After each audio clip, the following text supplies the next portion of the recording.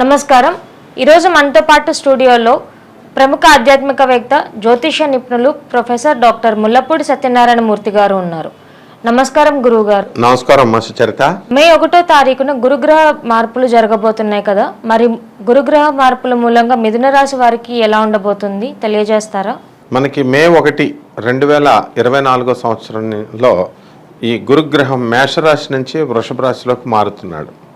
కాబట్టి దీనికి ఈ మిథున రాశి పైన ప్రభావం విపరీతంగా చూపిస్తాడనమాట. ఇంతవరకు ఈ గురుగ్రహం మంచిగా మేషరాశిలో ఉన్నప్పుడు మంచి సంపదని, ఆనందాన్ని, ఉత్సాహాన్ని ఈ యొక్క మిథున రాశి వాళ్ళు ఎంజాయ్ చేశారు. ఇప్పుడు ఈ గురుడు ఎప్పుడైతే వ్యయ స్థితిగతిలోకి వచ్చాడో గురువుల మాట ఈ మిథున రాశి వాళ్ళు వినరు, పెద్దవాళ్ళ మాట వినరు. కాబట్టి గురువుల చేత లాభాలు పొందినటువంటి వాళ్ళు, అంటే గురువులు అంటే ఎవరు? స్కూల్ టీచర్సు, కాలేజ్ టీచర్సు, వాళ్ళ టీచర్స్ వాళ్ళు అంతా కూడా ఎవరైతే మంచి చెప్తారో వాళ్ళ వల్ల లబ్ధి పొంది వాళ్ళకి విశ్వాసఘాతకంగా వీళ్ళు తయారవుతారు.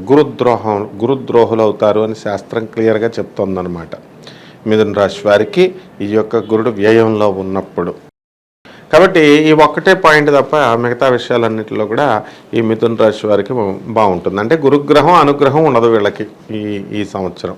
రాజకీయ నాయకులకి, సినిమా రంగాల వారికి ఎలా ఉండబోతుంది?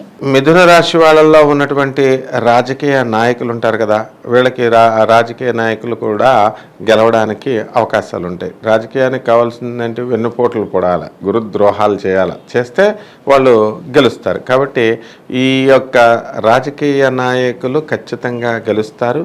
ఇకపోతే ఎకనామిక్ ఫ్రంట్లో మనకి ప్రభుత్వ ఉద్యోగాలు, ప్రైవేట్ ఉద్యోగాలు చేస్తున్నటువంటి వాళ్ళు ఉంటారు. వీళ్ళ పరిస్థితులు మనం చూసుకోవాలి.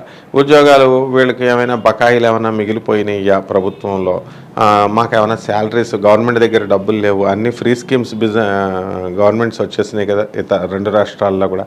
కాబట్టి మా జీతాలు ఏమైనా ఆపేస్తారా, కొంచెం లేట్ చేస్తారా అనేటటువంటి టెన్షన్తో వీళ్ళంతా కూడా ఉంటారు.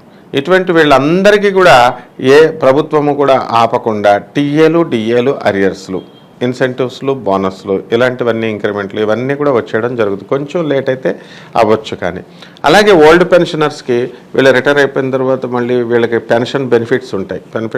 బెనిఫిట్స్ అనేవి కూడా వీళ్ళు పెన్షన్లు కూడా టైంకి రావడం జరుగుతుంది.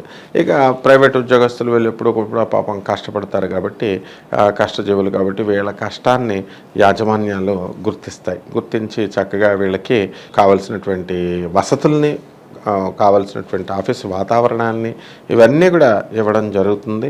చక్కగా ప్రైవేట్ ఉద్యోగస్తులకు కూడా ఏ విధమైనటువంటి ఇబ్బందులు లేవు. అండ్ మిథున రాశి వాళ్ళకి ముఖ్యంగా ఆర్థికంగా ఏమి ఇబ్బందులు ఉండవు ఈ సంవత్సరం. వాళ్ళకి లాస్ట్ ఇయర్ లాగే ముందుకెళ్తారు. కాకపోతే ఖర్చు ఎక్కువ పెడతారు, వాళ్ళ స్వార్థానికి వాళ్ళు పెట్టుకుంటారనమాట, వాళ్ళ కుటుంబం కోసం, వాళ్ళ శ్రేయస్సు కోసం అన్నట్టుగా. అలా కాకుండా మొత్తం పేద ప్రజలందరికీ కూడా మనకు అందుబాటులో, వాళ్ళకి దగ్గరలో ఉన్నటువంటి పేద స్టూడెంట్స్కి, పేద మనుషులకి వాళ్ళు కనుక సహాయం చేస్తే, పేదవారికి కనుక సహాయం చేస్తే ఇంకా వీళ్ళ జాతకం చాలా బాగుంటుందన్నమాట. అలాగే ఈ సినీ సంగీత సాహిత్య రంగాలు అడిగాం, అటువంటి రంగంలో ఉన్నటువంటి వాళ్ళకి వీళ్ళు తీసిన సినిమాలు హిట్టా ఫట్టా అనేటటువంటి టెన్షన్ ఉంటుంది. సినిమా తీసేసిన తర్వాత థియేటర్లో వస్తుందా రాదా, ప్రొడ్యూసర్ల పరిస్థితి ఏంటి, ఇవన్నీ ఉంటాయి. ఇవన్నీ కూడా బ్రహ్మాండంగా ఉంటుంది. ఈ మిథున రాశి వాళ్ళకి సినీ సంగీత సాహిత్య రంగాల్లో ఉన్న వాళ్ళకి గౌరవము ఉంటుంది, ఆంతర్యము మంచిగా ఉంటుంది, వాళ్ళ పేమెంట్లు కూడా అంతా కూడా బాగానే ఉంటాయమ్మ. వివాహ సంబంధం మరియు పిల్లలు లేని వారికి ఎలా ఉండబోతుంది? వివాహాలు చాలామంది మిథున రాశి వాళ్ళు వీళ్ళకి వివాహాలు లేక చాలా బాధపడుతున్నారు. ఇటువంటి వాళ్ళందరికీ కూడా గురుడు ఎప్పుడైతే బలం తగ్గిపోయాడో ఆటోమేటిక్గా వివాహాలు అనేటటువంటివి కొంతకాలం కుదరవన్నమాట. వెంటనే అంటే దగ్గరకు వచ్చి ఆగిపోవడము, లేకపోతే మ్యాచ్లకు వెళ్ళడము, వాళ్ళు చెప్పేది వీళ్ళకి నచ్చకపోవడం, వీళ్ళు చెప్పేది వాళ్ళకి నచ్చకపోవడం, ఈ రకంగా ఏదో ఒక కారణంతో వివాహాలు అనేటటువంటివి జాప్యం, లేట్ అవ్వడానికి అవకాశాలు ఉంటాయి.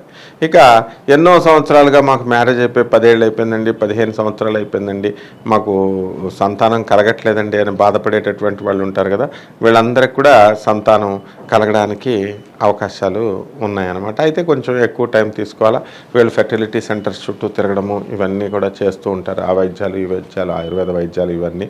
కానీ ఇవన్నీ కూడా ఏం అవసరం లేకుండా వాళ్ళకి న్యాచురల్గా కొంచెం లేట్ అయినా సరే సంతానం కలగడానికి అవకాశాలు ఉన్నాయమ్మా. రైతులకి, రియల్ ఎస్టేట్ వాళ్ళకి ఎట్లా ఉండబోతోంది?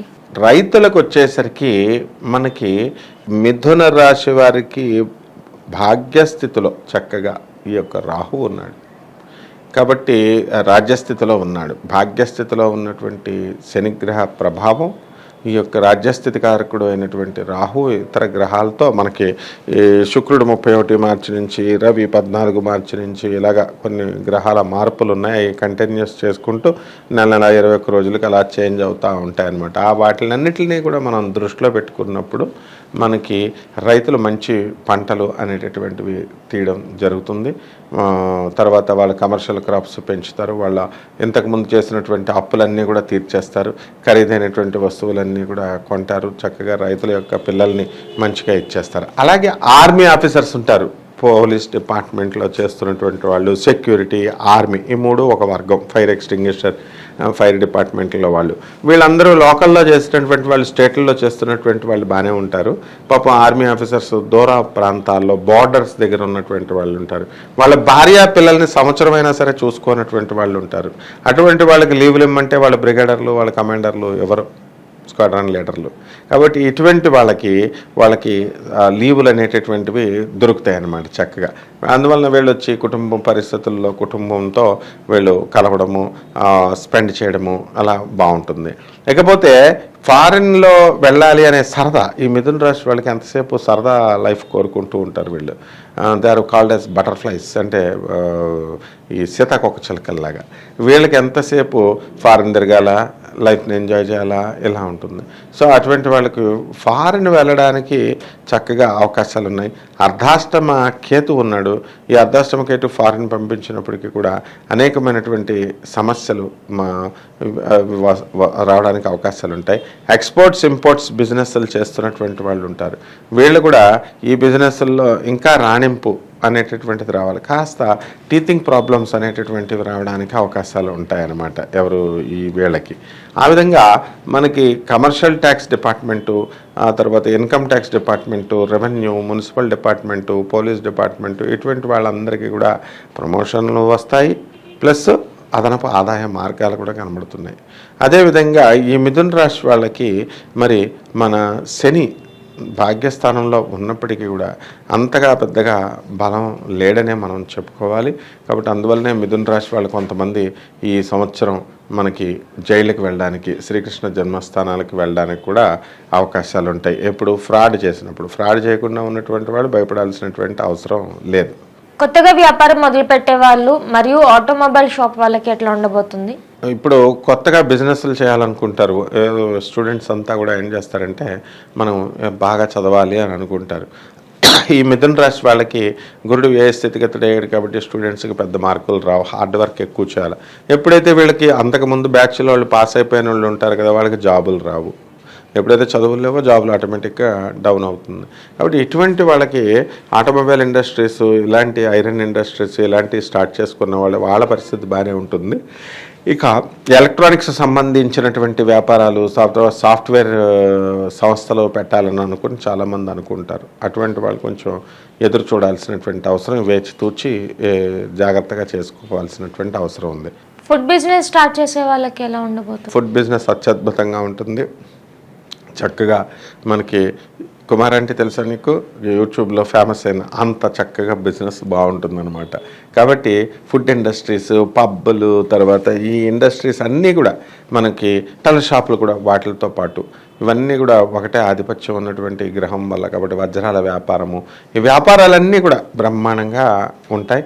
మంచిగా వీళ్ళు చేసుకున్నటువంటి అప్పులన్నీ కూడా తీర్చేస్తారు వీళ్ళు. అలాగే ఈ యొక్క వ్యాపారాలు బాగుంటాయి కాబట్టి ఎంత బాగుంటాయి అంటే ఇల్లు లేనటువంటి వాళ్ళు ఇల్లు కొంటారు, స్థలాలు లేనటువంటి వాళ్ళు స్థలాలు కొంటారు.